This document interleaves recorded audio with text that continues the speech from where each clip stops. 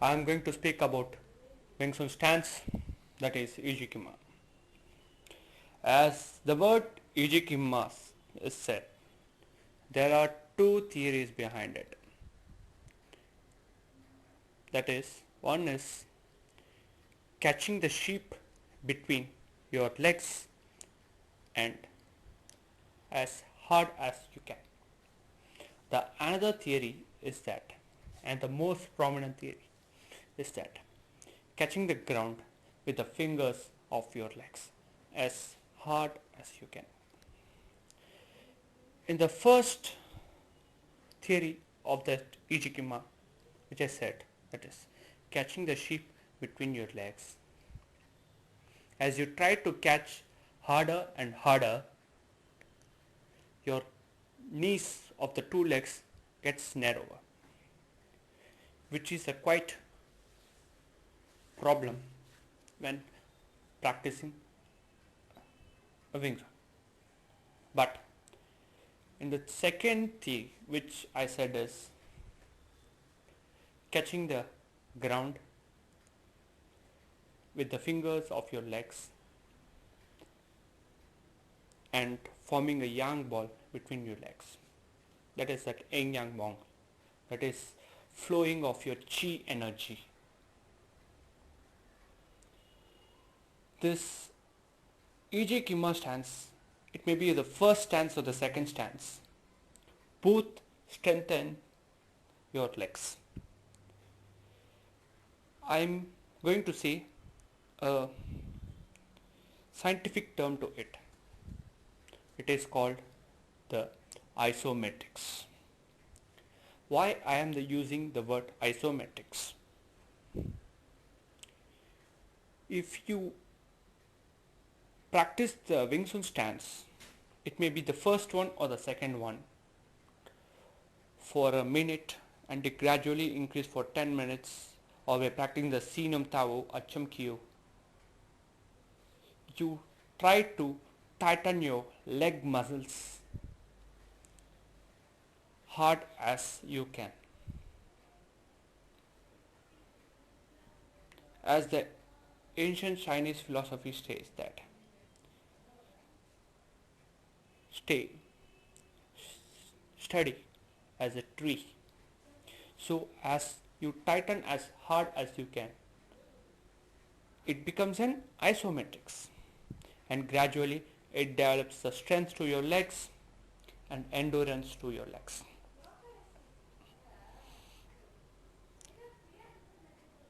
One concept which I am going to talk with regard to stance is that what is the difference when you practice the form and stance in real fighting? The difference is that in a real fighting or a combat, you use that Wing Chun stance, or make sure that a forward leg and a backward leg. That is, to confirm your Wing Chun stance and structure, make sure that both your legs form in a co-joining triangle position. That means draw a triangle. At the end of your triangle, place your two legs. That is two lines which joins as a triangle, not there, at the end of the triangle. Okay. Now I am going to speak about stance, and with it moving forward, backward, or from side to side. I am not going to give any scientific gravitational force that bear your body weight percent 40 in this leg and 60 on that leg, or 40 on that leg and 60 in that leg. Simply assure yourself that when you move your leg, that is from a Wing Chun stance, when you move your right leg forward, make sure that your right leg does not bear your body weight. That is, your back leg should bear all the body weight or 90% of your body weight. Because if you do not have your body weight in your front leg, then it would be easy to kick the opponent as faster as you can and as harder as you can. If you make your body weight in the forward leg, then you should first release your body weight, then you should kick the opponent. Some of the drills I am going to say for improving your stance, that is: first, stay in a Wing Chun stance. Then move your right leg forward as fast as you can and as long as you can, and alternate with your left leg. The second drill with regard to it is moving your right leg and left leg forward alternatively. But how to move your legs forward?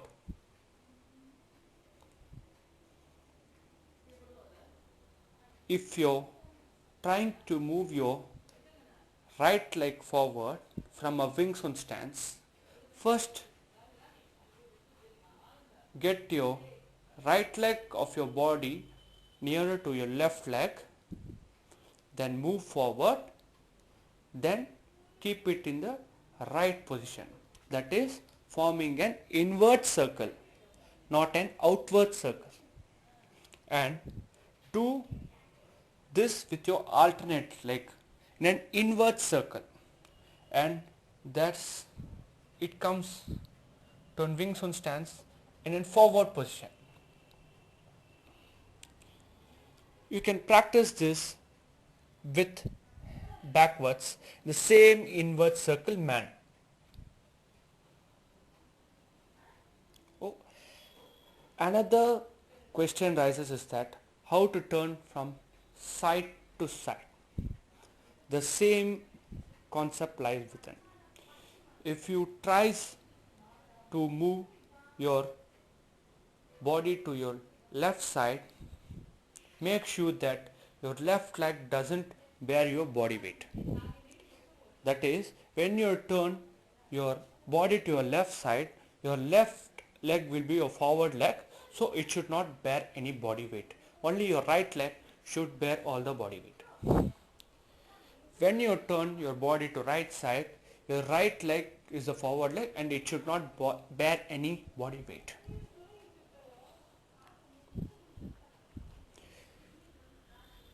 About kicking.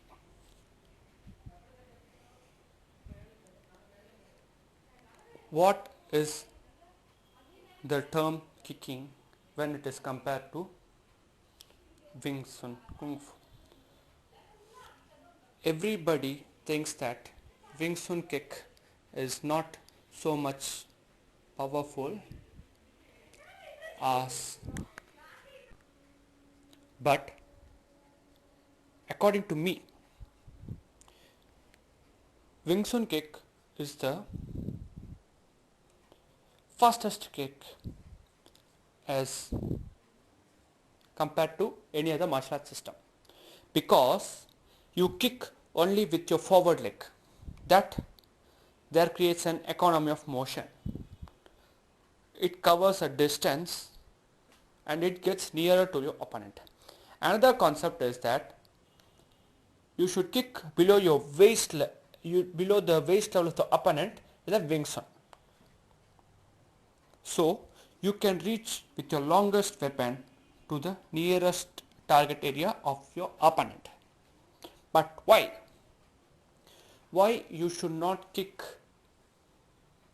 or use the kicks in a Wing Chun above the waist level of the opponent?